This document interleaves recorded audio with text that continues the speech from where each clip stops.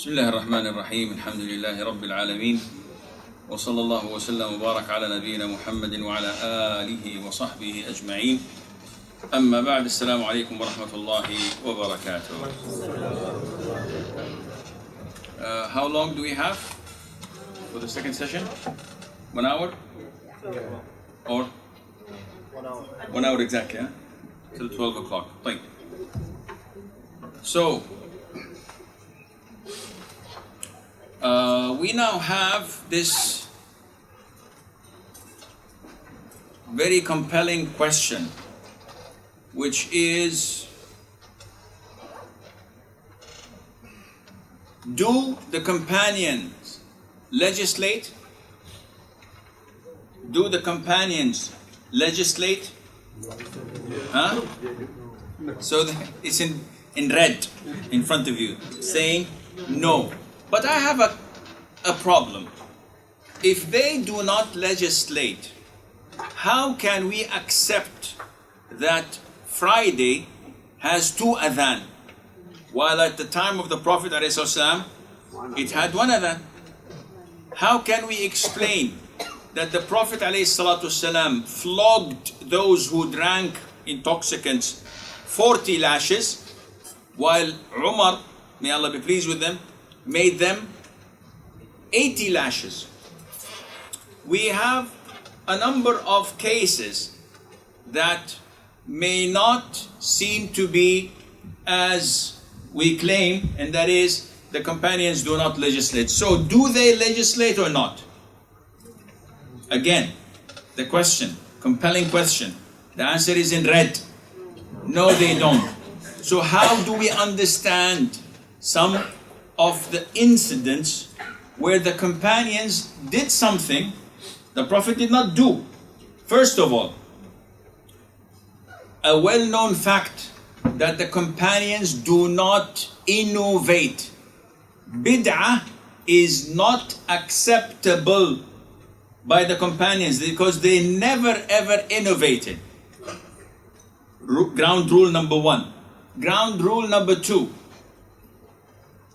The Prophet stated, alayhi salatu wassalam, abide by my sunnah and the sunnah of the Khulafa al-Rashidun, the rightly guided companions. So who instructed us to follow their sunnah? The Prophet alayhi salatu wassalam.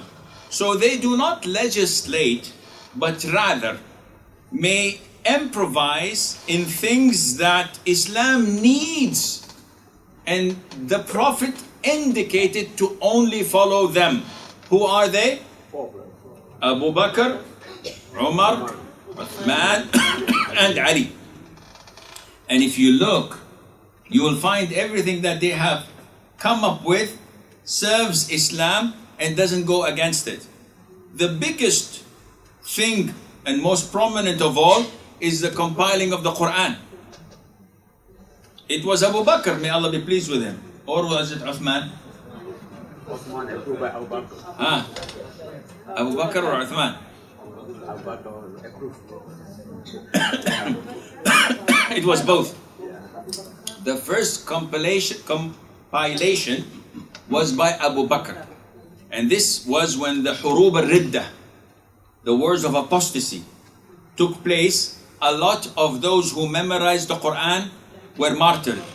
So they came to Abu Bakr and they told him, listen, those who memorize the Quran are dying and they are diminishing in number. So we have to compile the Quran so that people would not make mistakes, because as the nation grew, people came into Islam and they may find it difficult to relate to the Quran when we have only few people memorizing it. So he liked the opinion, compiled the Quran, may Allah be pleased with him. And it stayed until the time of Uthman. Of course, they ordered in the time of Abu Bakr, Zayd ibn Thabit, not Haritha. Haritha was martyred in the 8th year. Zayd ibn Thabit, he is one of the greatest scholars of the companions. He's young. He mastered, if I'm not mistaken, he mastered Hebrew in 13 days. Less than 2 weeks. He mastered it by the order of the Prophet ﷺ, so that he can relate to the Torah and read it and know if they're lying or not to him. And the Prophet said ﷺ, that he would come on the Day of Judgment ahead of the scholars of Islam by a throw of a stone. So he would be their Imam way ahead of them on the Day of Judgment. So Zayd ibn Thabit compiled the Quran. Anyone who had a written, whether on a leaflet or whether on the palm trees leaves or on a stone or on a bone, anything you have, bring it. Not that they do not memorize it, they all memorize it. Among them is Uthman. Uthman recited the Quran in 1 rak'ah, from cover to cover. In Hajj season, from Isha till Fajr. 1 rak'ah. So he was a master of the Quran in memorization. And all of them, but when he compiled the Quran, he said, anyone who comes with the Quran, he has to bring 2 witnesses with him. And it's a long process. Now, at the time of Uthman, now they had the Quran, okay?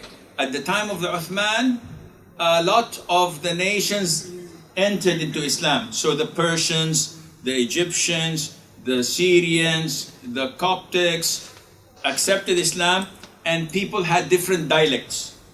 So they came to Uthman and said, we have only one copy, that is the master copy, known as Hafsa copy. So we would like to duplicate and write and send it so that people in different regions would have a roadmap to follow and the original copy. So they made 4 copies. Also by Zayd ibn Thabit, associated and assisted by 3 or 4 other companions from Quraysh, because they had the pure tongue of the Arabs. And they did this and it went. So now, is this legislating? No. Is it the same Quran? Yes. Nothing changed.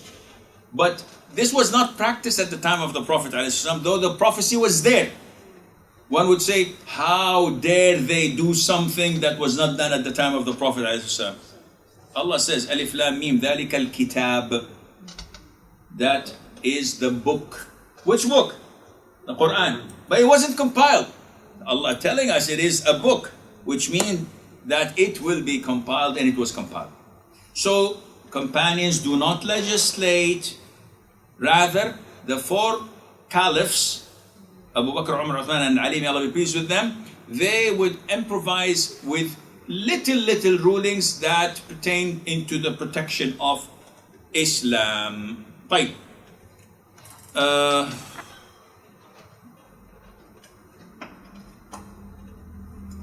So, after the death of the Prophet ﷺ, you read this on your own. I hate reading English. طيب. Now, before going to the second stage, which is the stage of pre-doctrine stage, which relates to the companions era and the tabi'een era. If we look at the companions era, there were recorded that 130 of the companions, about, give or take few, were quoted to give fatwa. How many companions were there? There were more than 100,000. Those who went for Hajj with the Prophet ﷺ were approximately 100,000. Define for me the meaning of companion. In the era of Muhammad and The era of Muhammad is not sufficient. No. Meet. That's all. Believe. You can meet, but you do not believe. So you meet the Prophet ﷺ. You believe in the Prophet ﷺ. Yes, this is very important, that he dies on Islam. So this is the definition of a companion. of the Prophet alayhi salatu wasalam. Now, can any one of you say that I'm the companion of Asim? No. I need to have like 5-6 years to know you. We have to eat together. You have to invite me a lot outside so that we can relate and say, yes, we're companions. Except when it comes to the Prophet alayhi salatu wasalam. The honor of companionship is sufficient by meeting him, by believing in him, and dying on Islam. And you become a companion. But of course there are what? Levels that go way, way up, like the 10 heavenly bound of the companions, may Allah be pleased with them. And then it can be with someone who just met the Prophet ﷺ, gave salam and left. Not even heard anything of him. There are companions that did not even hear. One of the companions was 5 years old, and he's considered to be one of the youngest. He said, all what I remember, he's a 5 years old kid, that when I saw the Prophet, he was performing wudu, and he was turning the water in his mouth. He saw me, he spit in my face. You know, when you play with the children, he said, this is the only thing I remember. But he still is considered to be a companion. What is the big role of companion? They're men and we're men. What's the difference? No. They're men, yes. We're men, doubtful. Why? The levels of the companions is so high to the extent that the Prophet said, alayhi salatu wasalam, do not abuse, do not curse my companions. For if one of you were to give the amount of Uhud in gold for the sake of Allah, this would not reach the mud of one of them of grain, not even half of it. What does this mean? Yani the Prophet is saying that to his companions. And you know who he said this hadith to? Does anybody know? You don't know. Do you know of some Sahabi named Khalid ibn al-Walid? Yes. His nickname is Sayfullah, the sword of Allah. Great companion, right? He had a dispute verbally with Abdurrahman ibn Auf, one of the 10 heaven bound. Both from Quraysh, both are great companions. The Prophet ﷺ was married to the aunt of Khalid ibn Walid. And by the way, Khalid and Abdullah ibn Abbas were cousins. They had aunts, their mothers were sisters. And the third sister was married to the Prophet, who was Maymuna bint al-Harith. May Allah be pleased with them all. So the Prophet ﷺ, when he saw Abdurrahman ibn Auf clashing with Khalid, Khalid is Sayfullah, the warrior, the great leader. He is addressing Khalid. He said, Khalid, do not abuse or curse or fight with my companions. He didn't say, I'm your companion as well. No. There is a difference between heaven and earth. This is Abdurrahman ibn Auf, one of the first 3 or 4 to accept Islam. Who are you? You accepted Islam on the 8th year of Hijrah. Meaning, after 21 years of Abdurrahman accepting Islam. And you're abusing my companion? By Allah, if you were to give the mountain of Uhud in gold for charity, this would not be even as close as Abdurrahman giving his full hand of grain. Not even his half hand. And this is addressed to who? To Khalid.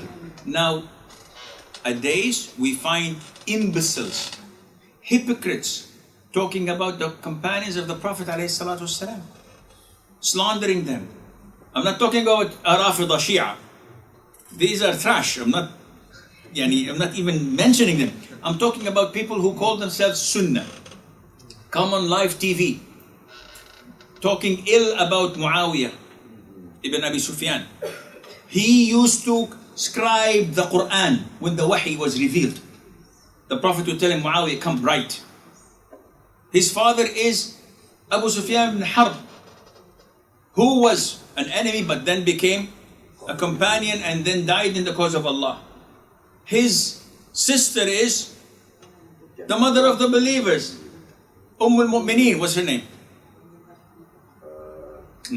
What's your mother's name? My mother's name is Fatima. Yeah, what is the wife of the Prophet's name? Habiba. What's her original name? Close. Subhanallah, so many gifts I have, but I'm not presenting to anyone. Ramla bint Abi Sufyan. These are your mothers. You have to know them. I once went to a hospital with one of my daughters, and in the reception, she said, "What's your daughter's name?" I said, "Juwayriya." And the lady said, "What?" I said, "Juwayriya." She was an Arab from Egypt. She said, "Why?" I said, "What do you mean why?" She said, "Why choose such a name?" I said, "Juwayriya bint al-Harith, the wife of the Prophet ﷺ, al-Mu'mineen." She said, "Really? I never heard of this name." She's a Muslim, she's a hijabi. She has never ever heard of the names of our mother. And when I tell you what are the mother's name, you will say, Khadija, Amr ibn al-As. This is problematic. This is the essential of your religion. Yani you have to know your history. Without history, you don't have any presence. And you don't have any future. You need to know these people, because inshallah when you enter Jannah, you will be with them, inshallah. So, what brought us? So you do not come close to saying any negative thing about the companions. Dare not, because if you do, you may face the issue of not entering Jannah with them. You have to have a clean heart to them. طيب. So there were 130 of the companions, may Allah be pleased with them, that were quoted to give fatwa. Now, their classification are as follows. 1. Some of the companions were known to be plentiful in giving fatwa. So we have great volumes and books of them collective. Yani for example, Umar ibn al-Khattab, there is a 2-volume big book, this much, of his fatwas on everything. Muhammad Rawas Qala'ji, one of the scholars of Syria, is old, I think he's still living, but he is a researcher and he compiled these from different books of Sunnah. 7 of them were plentiful, and they were Umar ibn al-Khattab, Ali ibn Abi Talib, Ibn Mas'ud, what's his first name? Abdullah. Aisha bint Abi Bakr, Zayd ibn Thabit. Make the distinction between Zayd ibn Thabit and Zayd ibn Haritha. Zayd ibn Haritha is the father of Usama. Zayd ibn Haritha was the adopted son of the Prophet ﷺ before adoption was abrogated. And he loved Usama, his son, who was black. And he loved his father, who was Zayd, who was white. And people used to talk behind their backs saying that, how can he be black and his father is white? There is something fishy. Not knowing that his mother, Usama's mother, was Ayman, an Abyssinian slave who used to care for the Prophet. She was so old, but subhanallah, Zayd ibn Haritha was married to who? Yes?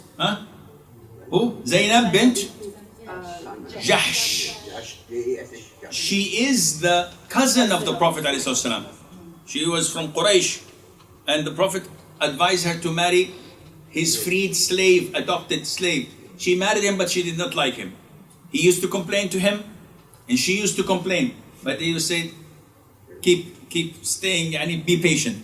Until Allah ordered them to be separated, and then ordered the Prophet to marry her, so that the Arabs would know that there is no adoption. How can he marry his daughter-in-law if he was my son? but he's not. So this is what happened. Anyhow.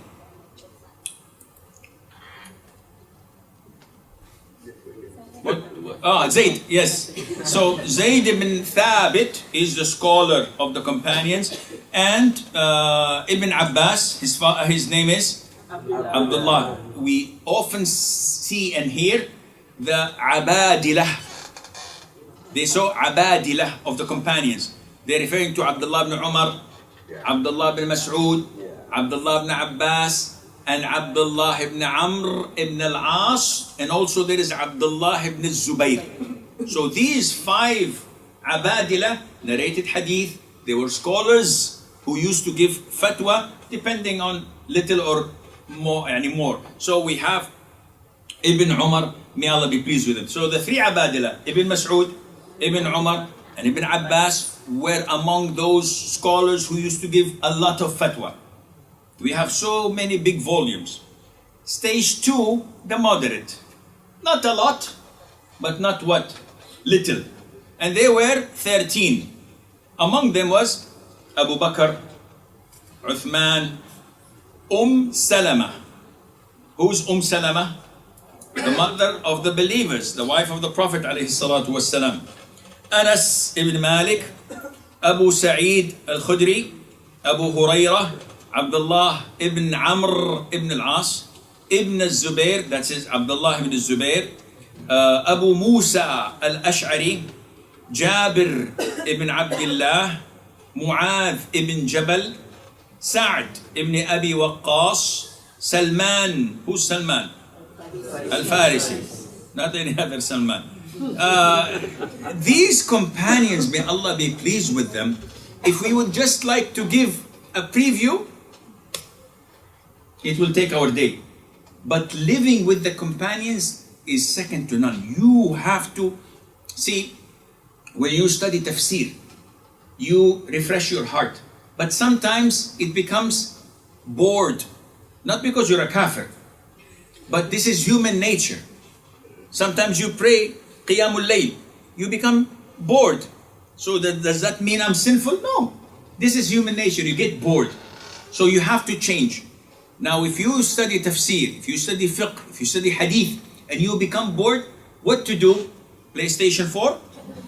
No. Go to Sirah. Go to the companions. This refreshes your heart, because whenever you compare yourself to them and to the difficulties, you find that you settle down once you read it, and it gives you a lot of boost and power, inshallah, to move on. Third category are those who gave fatwa, but it was very, very little. And among them is Al-Hasan and Al-Hussein. Who are they? The sons of Ali and Fatima. Ubay ibn Ka'b. Though Ubay is one of the learned companions in Quran, the Prophet told us, learn the Quran from 4. Ubay ibn Ka'b, Abdullah ibn Mas'ud ibn Abd, Salim Mawla Abi Hudayfa, and so on. So Ubay was a well-known, established scholar, but not everyone used to give fatwa. They used to fear saying halal haram. If I ask now, what's the ruling on this? I'll get everybody saying their verdict. No problem. If I ask you what's the ruling on hedge fund, it's good. Some say haram. Mortgages. You find a lot of fatwas from people who are not even qualified. The companions used to what? Hold back. Even if they had knowledge that is 99%, they were afraid that this 1% may take them to hell. So they said, why should I bother? Take it to Sheikh. So the fatwa used to go round and come back to the individual once again. Each one is pushing it to the one next to him.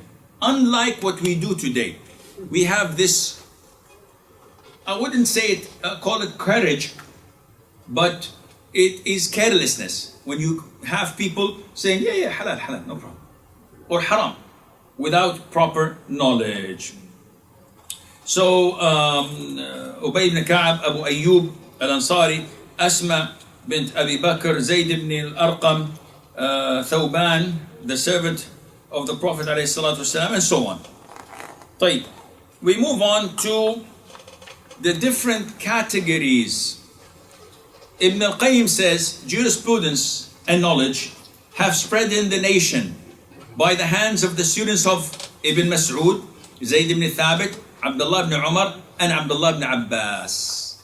Which means that these four prominent companions were the cause of spreading knowledge systematically in the Islamic world. How? The Medina school had two prominent companions, Ibn Umar and Zayd ibn Thabit. Does this mean there were no other companions? No, there were so many. We said that 130. But not every one of them had their own students who would take the knowledge and pass it on. And this is the difference between the different schools of thought. We will come to that inshallah. طيب, Mecca. Who was the sole companion that dominated the fatwa and the spreading of knowledge? Ibn Abbas. And in Iraq, we had the great scholar, the great companion, Abdullah ibn Mas'ud. And when we say that they were the schools of jurisprudence, the companions who spread it, bear in mind, when we talk about scholars, we do not compare them to nowadays scholars. Their Arabic is good. Is it? They're fluent. Not only that, I'm an Arab, huh? Not originally, but I'm born in Arabia. I'm a native Arab. I don't speak anything. My mother tongue, even my father's tongue is Arabic. But my Arabic compared to theirs is like 1 out of 1,000. Seriously, 1 out of 1,000. Because their Arabic is pure Fusha, backed by poetry, by prose, by so many things, just to explain to you one single word. So if I want to come to the word like Ain,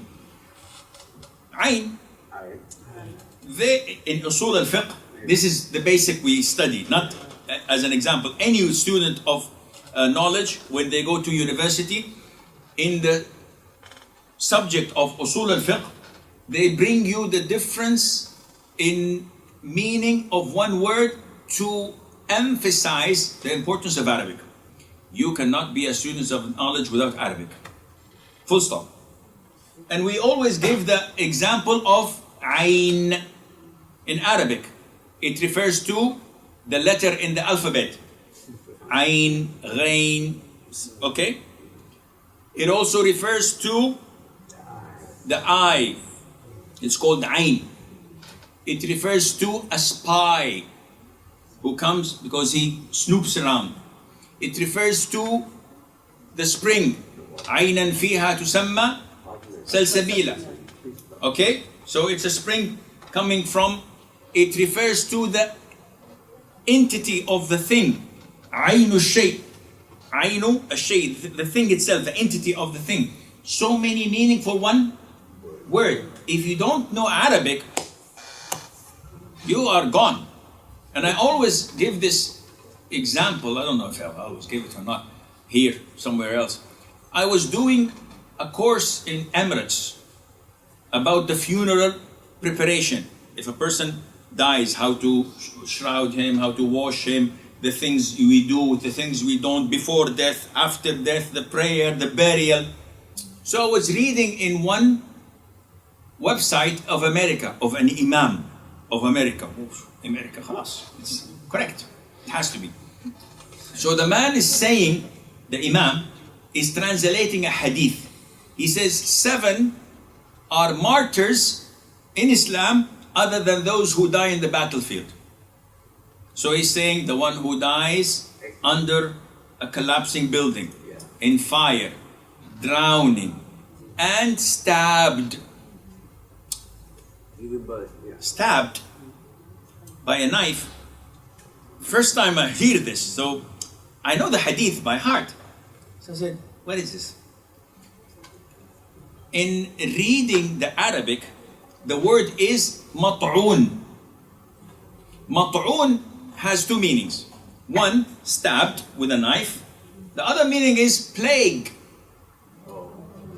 Ta'un. So the person who dies of ta'un is called mat'un.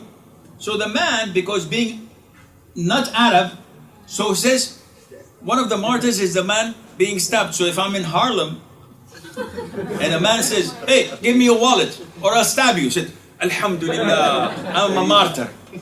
And then I die and discover that the translation was wrong. I have a problem. So it is important in Islam, in students of knowledge, you learn Arabic, not just learn it, master it. So that when you read the Quran, you feel the connection. But now, you're depending on my translation of whatever I see. And I say, and this is why, this is my translation. And there are mistakes, but you are following my mistakes. And this we will come inshallah to discuss later on when we come to blind following or ijtihad and taqleed, etc. So, these four great companions. Two in Medina, who?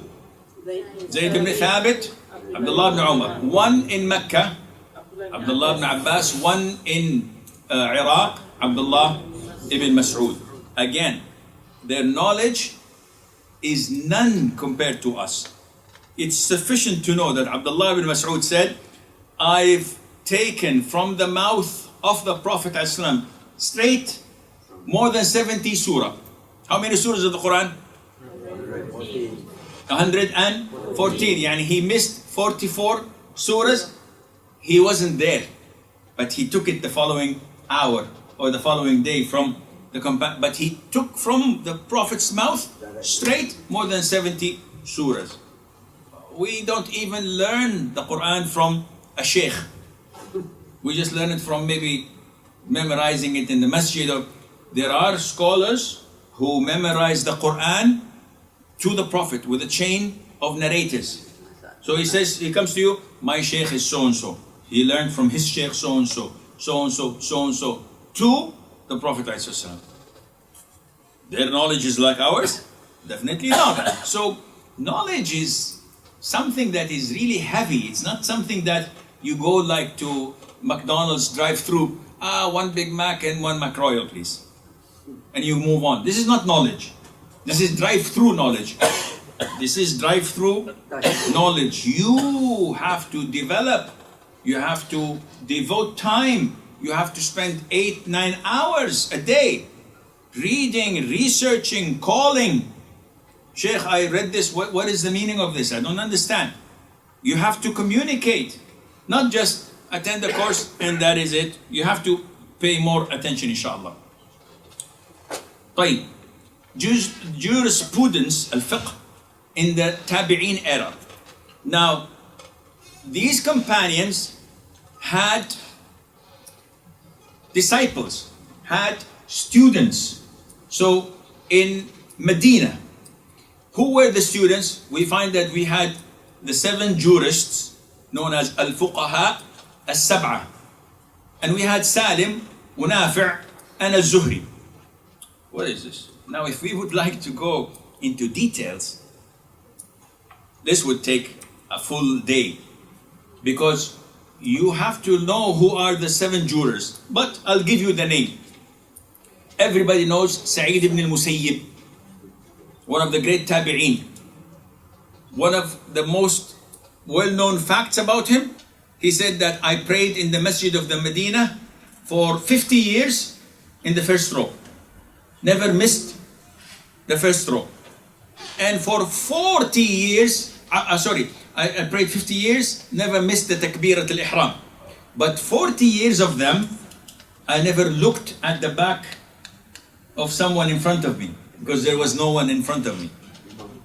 What kind of, if he was behind the imam, yes, but he was maybe a little bit to the right. Don't be technical. So, this Sa'id ibn al-Musayyib, was, yani, you go to his life story, how his daughter, he rejected the proposal of the son of the king. He proposed to his daughter, he said, no. And he gave his daughter to the poorest student of his, whose wife died. So he gave it to him. And after the 7 days of the wedding, the man was prepared to go. She said, where are you going? He said, I'm going to attend your father's class. He said, stay. What you find with him, you'll find with me. He said, I started learning from her, and I found her full of knowledge like her father. So he skipped his father, his teacher's classes. He stayed with his wife. She's more knowledgeable. Sa'id ibn Musayyib. Urwa ibn Zubayr. Who was his mother? Asma. But he was not a companion. He did not see the Prophet. He was born after the death of the Prophet ﷺ. His father was Zubayr ibn Awam, one of the 10 heaven-bound. He was a knowledgeable scholar of the Tabi'een. Al-Qasim, the son of Muhammad ibn Abi Bakr. So his grandfather was Abu Bakr as-Siddiq. Then you have Ubaydillah ibn Utbah ibn Mas'ud. Then the son of Zayd ibn Thabit, his name is Kharija. So again, all their parents were companions, were scholars. Sulaiman ibn Yasar. And the seventh, there is a difference of opinion among scholars. The most authentic is Abu Salama, the son of Abdurrahman ibn Auf. And some say he is other than that. We will not go into this, inshallah. So these are the 7 jurors, well known in Medina at the time of the Tabi'een to be places of fatwa. Anyone who has a problem, he goes to them. But also with them was Salim. Who was Salim? The son of Abdullah ibn Umar. So Abdullah ibn Umar was the prominent mufti along with Zayd ibn Thabit. So his son was a tabi'i, Salim ibn Abdullah ibn Umar. The other one is Nafi'. And who's Nafi'? The freed slave of Ibn Umar again. So again, all those connected to Ibn Umar were scholars of the religion. And Az-Zuhri, Ibn Shihab, Az-Zuhri was one of the Tabi'een, and he's also one of the well-known scholars of Medina. If you go to Mecca, you find the students of Ibn Abbas, and you have Ata ibn Rabah. He was a freed slave, but he came to become, or he ended becoming one of the greatest scholars of Islam, of Mecca. The Khalifa came for Hajj, and everybody in Hajj crowded. Everybody was giving way to Ata, who was black, a slave. And the Khalifa was shocked. Nobody is giving me respect and giving me way. But Ata, this slave, they're giving him way and asking him about rulings of Hajj and, respecting him. And he was a little bit, upset. Who's this slave? He said, this is Ata ibn Rabah. He's one of the greatest scholars of Mecca. He said, Subhanallah, Allah uplifts people with knowledge.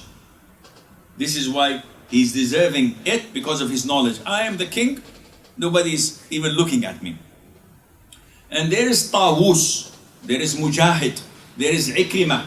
All of these are great scholars of the Tabi'een.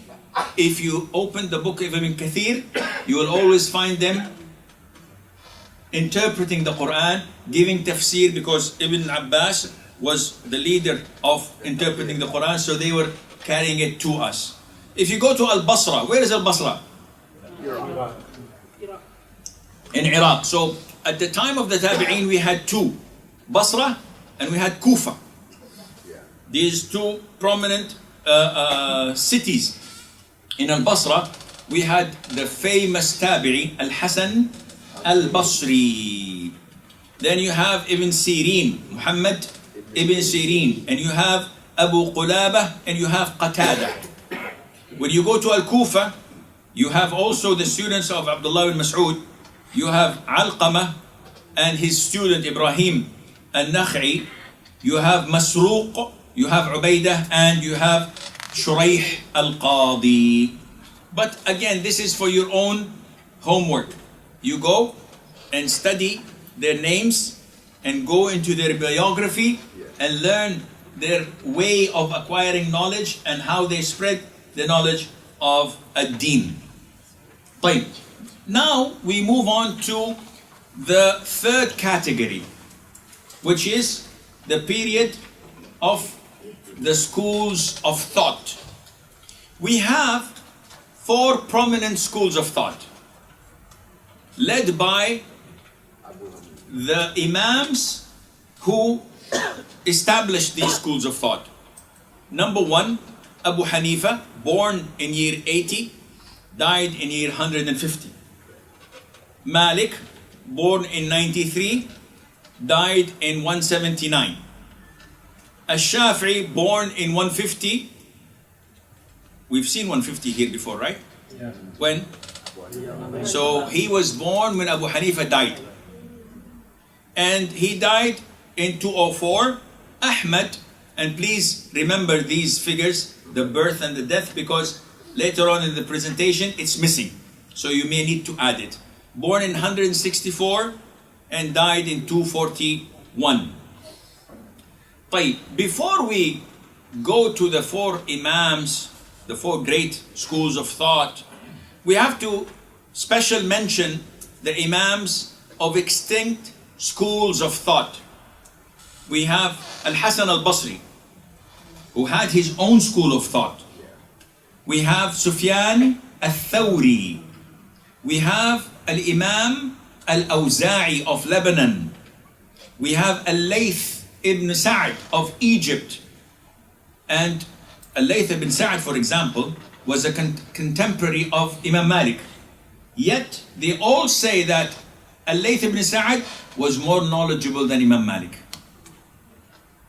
And one of the advantages of Imam Al-Layth ibn Sa'd, he was a judge and he was a millionaire in Egypt. And he used to sponsor students of knowledge and scholars, among them Imam Malik. So not only he was knowledgeable, he used to benefit people with what? With money. And this means, and this shows you the true fabric of such scholars. It's not only teaching, it's also implementing. You had also Sufyan ibn Uyaynah. You had the famous muhaddith Ishaq ibn Rahoya, and he was a contemporary of Imam Ahmad. Now Ishaq ibn Rahoya, some say his name differently. You can say Ishaq ibn Rahoya, and you can say Ishaq ibn Rahowe, like Sibawe or Siboya. It is pronounced differently. Jurors pronounce it differently to muhaddith, people of hadith. This is some, and you have Abu Thawr and Ibn Jarir al-Tabari, the well-known compiler of tafsir, Tafsir al-Tabari, the well-known. طيب, why do we say that they had extinct schools of thought when they had more knowledge than the 4 Imams? The scholars say the difference between these extant schools and the existing 4 schools, that the 4 schools of thought had students devoted to spreading the teachings of their Sheikh. These other shuyukh, these other Imams did not have the same devoted students. And this is why Al-Layth ibn Sa'd, though was more knowledgeable than Imam Malik, Allah did not facilitate for his madhab to be widely spread, because he did not have a lot of students. He did not have a lot of classes and conducted like Imam Malik ibn Anas. May Allah have mercy on them all. طيب. Now if we begin, we will not finish. So how about we take break and we will come back at 12:05. Okay? Inshallah.